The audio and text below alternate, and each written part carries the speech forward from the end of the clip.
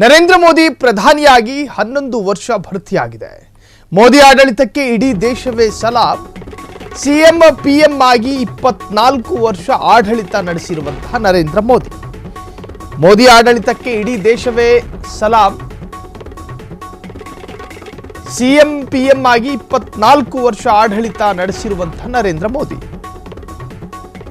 ಮೂರನೇ ಅವಧಿಗೆ ಪ್ರಧಾನಿಯಾದ ಮೇಲೆ ಮೋದಿಗೆ ಇನ್ನಷ್ಟು ಅದೃಷ್ಟ ಕುಲಾಯಿಸಿದೆ.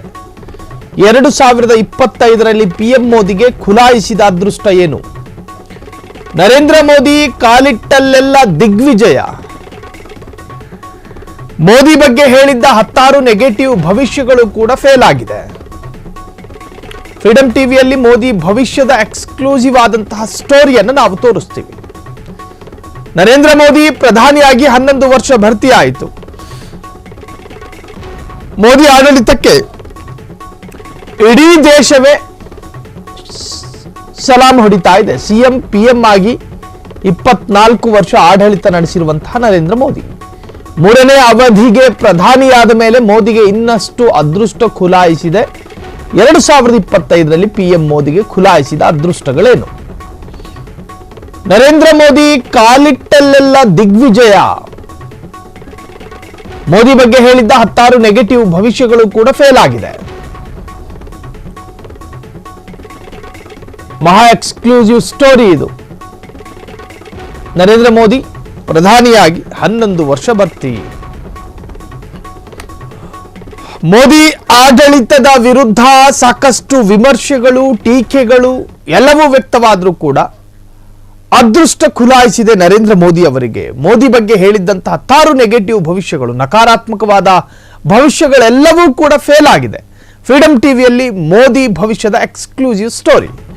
ಇಡೀ ಜಗತ್ತನ್ನೇ ಮೆಚ್ಚುವ ಮೋದಿ ಬಗ್ಗೆ ಹಲವು ಜ್ಯೋತಿಷಿಗಳ ಭವಿಷ್ಯ, ಮೋದಿ ಬಗ್ಗೆ ಹಲವು ಜ್ಯೋತಿಷಿಗಳು ನುಡಿದಿದ್ದ ಭವಿಷ್ಯಗಳೆಲ್ಲ ಉಲ್ಟಾ ಹೊಡೆದಿದೆ. ಮೋದಿ ವರ್ಚಸ್ಸು ಕಡಿಮೆಯಾಗುತ್ತೆ ಎಂದಿದ್ದ ಜ್ಯೋತಿಷಿಗಳು ದೇಶದ ಯಾವುದೋ ಶಕ್ತಿಯ ಮುಂದೆ ಮಂಡಿ ಊರಿದ್ದಾರಂತೆ ನರೇಂದ್ರ ಮೋದಿ. ಆಪರೇಷನ್ ಸಿಂಧೂರ ನಿಲ್ಲಿಸಿ ತಪ್ಪು ಮಾಡಿದ್ರಂತೆ ನರೇಂದ್ರ ಮೋದಿ. ರಾಮ ಮಂದಿರ ನಿರ್ಮಾಣ ಬಳಿಕ ಕುಸಿದಿದ್ಯಂತೆ ಮೋದಿಯ ಜನಪ್ರಿಯತೆ. ಇದಕ್ಕೆಲ್ಲ ಗ್ರಹಗತಿ ಕಾರಣ ಅಂತ ರಾಜಗುರು ದ್ವಾರಕಾನಾಥ್ ಹೇಳಿದ್ರು. ಆದರೆ ಜ್ಯೋತಿಷಿ ದ್ವಾರಕಾನಾಥ್ ಭವಿಷ್ಯವೂ ಕೂಡ ಪೊಳ್ಳು. ಆಪರೇಷನ್ ಸಿಂಧೂರ ಮೂಲಕ ಮೋದಿ ಮತ್ತಷ್ಟು ಸ್ಟ್ರಾಂಗ್ ಆಗಿದ್ದಾರೆ.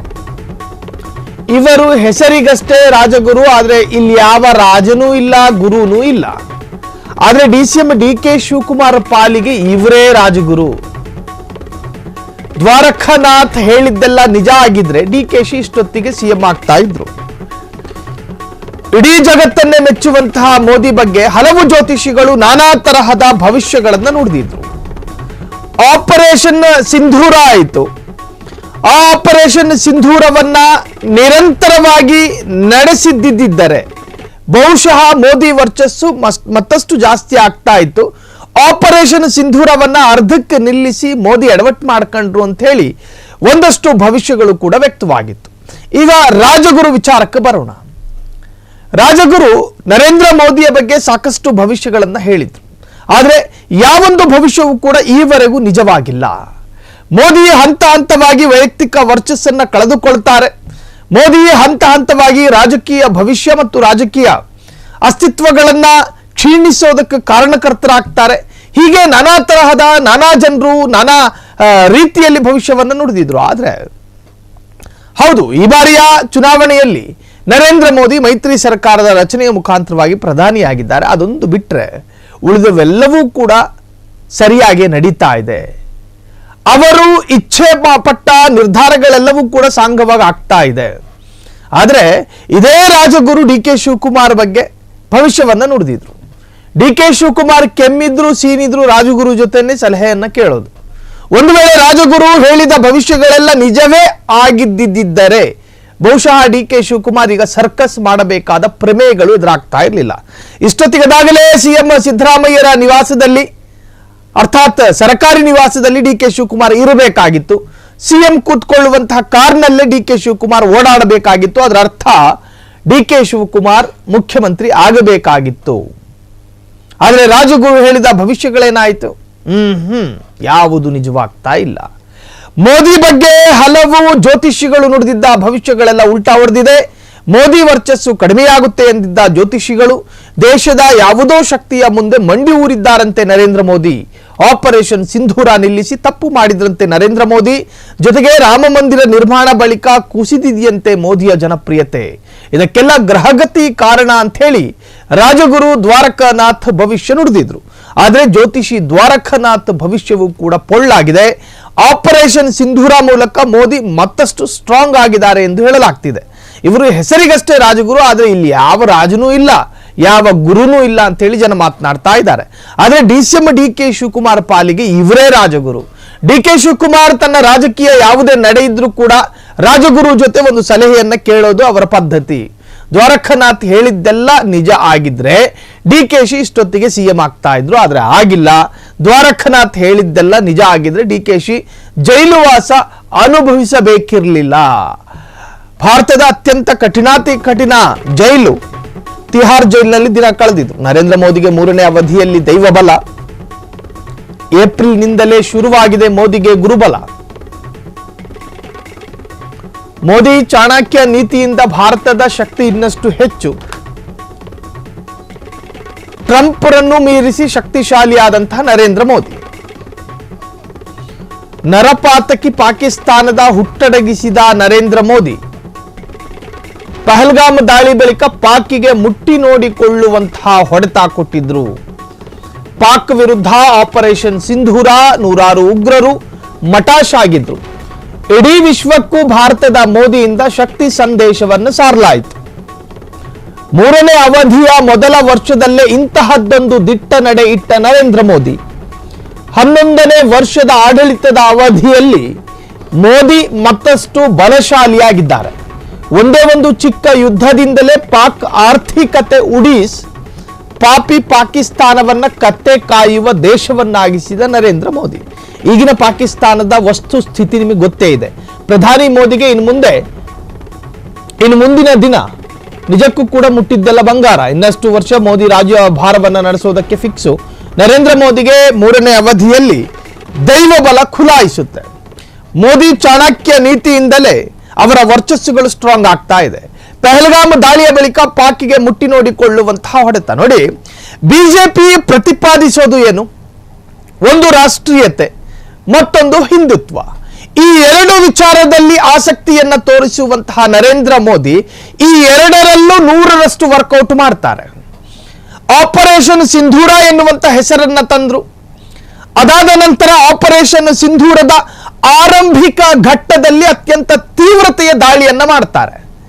ಈ ದಾಳಿ ರಾಷ್ಟ್ರೀಯತೆಯನ್ನೇ ಮನಸ್ಸಿನಲ್ಲಿ ಇಟ್ಟು ಆರಾಧಿಸುವ ಒಂದು ಸಮೂಹ ಇದನ್ನ ಸ್ವೀಕರಿಸಿಕೊಳ್ತು.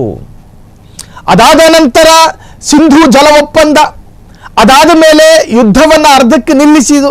ಇದು ಯಾವುದೂ ಕೂಡ ಅಲ್ಲಿ ಪ್ರಶ್ನೆ ಆಗೋದಿಲ್ಲ, ಅಲ್ಲಿ ಸಮಸ್ಯೆ ಆಗೋದಿಲ್ಲ.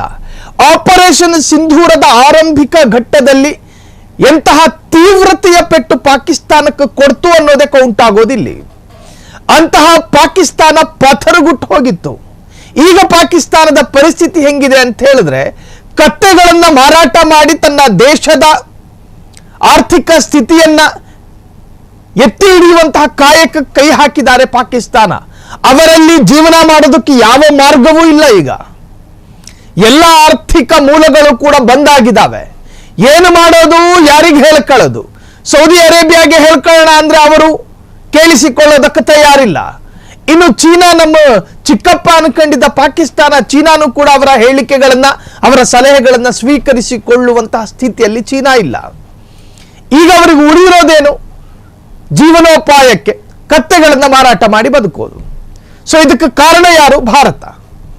ಭಾರತ ಅಂದ್ರೆ ಬರೀ ಮಣ್ಣಲ್ಲ, ಭಾರತ ಅಂದ್ರೆ ನರೇಂದ್ರ ಮೋದಿ ಅನ್ನೋ ಮಟ್ಟಕ್ಕೆ ಬಂದಿದೆ ಈಗ.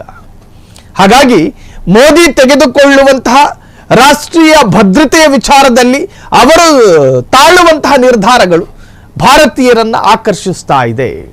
ಅದು ಆಪರೇಷನ್ ಸಿಂಧೂರ ಆಗಿರಲಿ, ಪಾಕಿಸ್ತಾನಕ್ಕೆ ಕೊಟ್ಟಂತ ಉತ್ತರ ಆಗಿರಲಿ, ಜೊತೆಗೆ ರಾಜಕೀಯವಾದಂತಹ ಕೆಲ ನಿರ್ಧಾರಗಳು, ಇವೆಲ್ಲವೂ ಕೂಡ ಅವರ ವರ್ಚಸ್ಸನ್ನ ಮತ್ತಷ್ಟು ಮಗದಷ್ಟು ಡೆವಲಪ್ ಮಾಡ್ತಾ ಇದೆ ಅನ್ನೋದ್ರಲ್ಲಿ ಸಂದೇಹವೇ ಬೇಡ. ಪಾಕಿಸ್ತಾನ ಮುಟ್ಟಿ ನೋಡಿಕೊಳ್ಳುವಂತಹ ಹೊಡೆತವನ್ನು ಭಾರತ ಕೊಡ್ತು. ಈ ಹಿಂದೆ ಈ ಇತಿಹಾಸದಲ್ಲಿ ಭಾರತ ಮತ್ತು ಪಾಕಿಸ್ತಾನ ಸಾಂಪ್ರದಾಯಿಕವಾದಂತಹ ಶತ್ರು. ಪಾಕಿಸ್ತಾನ ಭಾರತದ ಶತ್ರು. ಈ ಹಿಂದಿನ ಇತಿಹಾಸಗಳಲ್ಲಿ ಪಾಕಿಸ್ತಾನ ಈ ಮಟ್ಟಕ್ಕೆ ತಾರುಮಾರಾಗಿರಲಿಲ್ಲ, ಈ ಮಟ್ಟಕ್ಕೆ ಹೊಡೆತವನ್ನು ತಿಂದಿರಲಿಲ್ಲ. ಆದರೆ 3ನೇ ಬಾರಿ ಪ್ರಧಾನಿಯಾದ ನಂತರ ನರೇಂದ್ರ ಮೋದಿ ಅವರು ನಡೆಸಿದಂತಹ ಆಪರೇಷನ್ ಸಿಂಧೂರದ ಹೊಡೆತದಿಂದಾಗಿ ಪಾಕಿಸ್ತಾನ ಇನ್ನು ಎದ್ದೇಳೋದಕ್ಕೆ ಕನಿಷ್ಠ ಅಂದರೆ 15 ವರ್ಷ ಬೇಕು. ಎದ್ದು ನಿಂತ್ಕೊಳ್ಳೋದಕ್ಕೆ ತ್ರಾಣ ಕಳ್ಕೊಂಡಿದ್ದಾರೆ, ಬೆನ್ನು ಮೂಳೆಯನ್ನು ಕಳ್ಕೊಂಡಿದ್ದಾರೆ, ಅವರ ಪಕ್ಕೆಲುಬಿಗೆ ಡ್ಯಾಮೇಜ್ ಆಗಿದೆ. ಈ ಡ್ಯಾಮೇಜ್ ಕಂಟ್ರೋಲ್ ಆಗಬೇಕು ಅಂದರೆ ಇನ್ನೇನೂ ಇಲ್ಲ ಅಂತ ಹೇಳಿದ್ರು 15 ವರ್ಷ ಬೇಕು. ಅಲ್ಲಿಯವರೆಗೂ ಹಿಂಗೆ ಕತ್ತೆ ಮಾರಾಟ ಮಾಡ್ಕೊಂಡು ಜೀವನ ಸಾಗಿಸಬೇಕು. ಹಾಗಾಗಿ ನರೇಂದ್ರ ಮೋದಿ ಅವರು ತೆಗೆದುಕೊಳ್ಳುವಂತಹ ರಾಜಕೀಯ ನಿರ್ಧಾರಗಳು ಜನರಿಗೆ ಹಿಡಿಸ್ತಾ ಇದೆ ಎನ್ನುವಂತಹ ರೀತಿಯಲ್ಲಿ ಇಡೀ ವಿಶ್ವಕ್ಕೂ ಭಾರತದ ಮೋದಿಯಿಂದ ಶಕ್ತಿ ಸಂದೇಶ. 3ನೇ ಅವಧಿಯ ಮೊದಲ ವರ್ಷದಲ್ಲೇ ಇಂತಹದೊಂದು ದಿಟ್ಟ ನಡೆ ಇಟ್ಟಂತಹ ನರೇಂದ್ರ ಮೋದಿ 11ನೇ ವರ್ಷದ ಆಡಳಿತದ ಅವಧಿಯಲ್ಲಿ ಮೋದಿ ಮತ್ತಷ್ಟು ಸ್ಟ್ರಾಂಗ್ ಆಗಿದ್ದಾರೆ. ಒಂದೇ ಒಂದು ಚಿಕ್ಕ ಯುದ್ಧದಿಂದಲೇ ಪಾಕ್ ಆರ್ಥಿಕತೆಯನ್ನು ಉಡಿಸ್ ಮಾಡಿದ್ದಾರೆ. ಪಾಪಿ ಪಾಕಿಸ್ತಾನವನ್ನು ಕತ್ತೆ ಕಾಯುವ ದೇಶವನ್ನಾಗಿಸಿದ ನರೇಂದ್ರ ಮೋದಿ, ಪ್ರಧಾನಿ ಮೋದಿಗೆ ಇನ್ನು ಮುಂದಿನ ದಿನಗಳಲ್ಲಿ ಮುಟ್ಟಿದ್ದೆಲ್ಲವೂ ಕೂಡ ಚಿನ್ನ. ಇನ್ನಷ್ಟು ವರ್ಷ ಮೋದಿ ರಾಜ್ಯಭಾರವನ್ನು ನಡೆಸೋದು ಫಿಕ್ಸು. ಅಂದರೆ ಇದೆಲ್ಲ ರಾಜಕೀಯ ಆಧಾರದ ಮೇಲೆ ಹೇಳೋದಾದ್ರೆ ಇನ್ನೊಂದಷ್ಟು ದಿನ ಅವರ ವಯಸ್ಸಿನ ಆಧಾರದಲ್ಲಿ ಮುಂದೆ ಅವರು PM ಆಗೋದಿಲ್ಲ ಅನ್ನುವಂಥ ಚರ್ಚೆ ಒಂದು ಕಡೆ ಆದರೆ, ಈಗ ಅವರು ತೆಗೆದುಕೊಳ್ತಾ ಇರತಕ್ಕಂತಹ ನಿರ್ಧಾರಗಳು BJP ಅವರನ್ನ ಮತ್ತೊಂದು 5 ವರ್ಷ PM ಮಾಡುವಂತಹ ಸಾಧ್ಯತೆಗಳಿದೆ ಎನ್ನುವಂಥ ಚರ್ಚೆಗಳು ಆಗ್ತಾ ಇದೆ. ಇನ್ನು ಮುಂದಿನ ಏನು ಉತ್ತರಾಧಿಕಾರಿ ಯೋಗಿ ಆದಿತ್ಯನಾಥೋ, JP ನಡ್ಡಾನೋ, ಹೀಗೆ ಸಾಕಷ್ಟು ವಿಚಾರಗಳಲ್ಲಿ ಚರ್ಚೆಗಳಾಗ್ತಾ ಇದೆ, ಅಮಿತ್ ಶಾನೋ. ಸೊ ಈ ಎಲ್ಲ ಚರ್ಚೆಗಳ ನಡುವೆ BJPಗೆ ನರೇಂದ್ರ ಮೋದಿನೇ ಬೇಕು ಎನ್ನುವುದಾದರೆ, ಅವರ ವರ್ಚಸ್ಸು ವರ್ಷದಿಂದ ವರ್ಷಕ್ಕೆ ಡೆವಲಪ್ ಆಗ್ತಿರೋದು ಸತ್ಯವೇ ಆದರೆ, ಮುಂದಿನ 5-10 ವರ್ಷಗಳು ನರೇಂದ್ರ ಮೋದಿ ಅವರೇ. ನೋಡಿ, ಮಲೇಷ್ಯಾದ ಪ್ರಧಾನಿ, ಆ ಪ್ರಧಾನಿಗೆ ಈಗ 80 ದಾಟಿದೆ, 80 ವರ್ಷಕ್ಕೂ ದಾಟಿದೆ. ಈಗಿನ ಹಾಲಿ ಪ್ರಧಾನಿ ಮಹತೀರ್ ಮೊಹಮ್ಮದ್ ಅಂತ ಹೇಳ್ತಾರೆ, ಅವರು 80 ವರ್ಷ ಕಳೆದಿದೆ. 80 ವರ್ಷ ಕಳೆದರೂ ಕೂಡ ಒಬ್ಬ ವ್ಯಕ್ತಿಯನ್ನ ಪ್ರಧಾನಿಯನ್ನಾಗಿ ಮಾಡಿದಂತಹ ಮಲೇಷಿಯಾ. ಹಾಗೇನೆ BJPಯಲ್ಲಿ ಒಂದು ಏಜಿನ ಲಿಮಿಟ್ ಇದೆ, ಇಷ್ಟು ಏಜ್ ಆದ ನಂತರ ಅದು BJPಯಲ್ಲಿ ಅಂತ ಮಾತ್ರ ಅಲ್ಲ. ಸೊ ದೇಶದ ಪ್ರಧಾನಿಯಾದವರ ಪೈಕಿ ಹೆಚ್ಚಿನವರು ಆ ಏಜಿಗೆ ನಿವೃತ್ತಿಯನ್ನು ಪಡೆದುಕೊಳ್ಳೋದು ಇಲ್ಲಿನ ಪ್ರತೀತಿ. ಹಾಗೇನೆ ನರೇಂದ್ರ ಮೋದಿ ಅವರು ಕೂಡ ಈ ಬಾರಿ ಅಂತಿಮಗೊಳ್ತಾರ, ಅರ್ಥಾತ್ ಅವರು ಅಧಿಕಾರದಿಂದ ಕೆಳಗಿಳಿತಾರ, ನಿವೃತ್ತಿಯನ್ನು ಪಡೆದುಕೊಳ್ತಾರ, ಅಥವಾ BJP ಅವರಿಗೆ ರಿಟೈರ್ಮೆಂಟ್ ಅನ್ನು ಕೊಡುತ್ತಾ ಎನ್ನುವಂತಹ ಚರ್ಚೆಗಳ ನಡುವೆ ಈ ಬಾರಿಯೂ ಮುಂದಿನ ಬಾರಿಯೂ ನರೇಂದ್ರ ಮೋದಿಯೇ ಪ್ರಧಾನಿಯಾಗಿರ್ತಾರೆ ಎನ್ನುವಂತಹ ಚರ್ಚೆ ನಿಜಕ್ಕೂ ಕೂಡ ರಾಜಕೀಯ ವಲಯಗಳಲ್ಲಿ ಕೌತುಕವನ್ನು ಸೃಷ್ಟಿ ಮಾಡಿದೆ. ಕ್ಷಣ ಕ್ಷಣದ ಸುದ್ದಿಗಳಿಗಾಗಿ ಫ್ರೀಡಂ ಟಿವಿ ಸಬ್ಸ್ಕ್ರೈಬ್ ಮಾಡಿ, ಲೈಕ್ ಮಾಡಿ ಹಾಗೂ ಫಾಲೋ ಮಾಡಿ. ಹೊಸ ಸುದ್ದಿಗಳ ನೋಟಿಫಿಕೇಶನ್ಗಾಗಿ ಬೆಲ್ ಐಕಾನ್ ಮೇಲೆ ಕ್ಲಿಕ್ ಮಾಡಿ.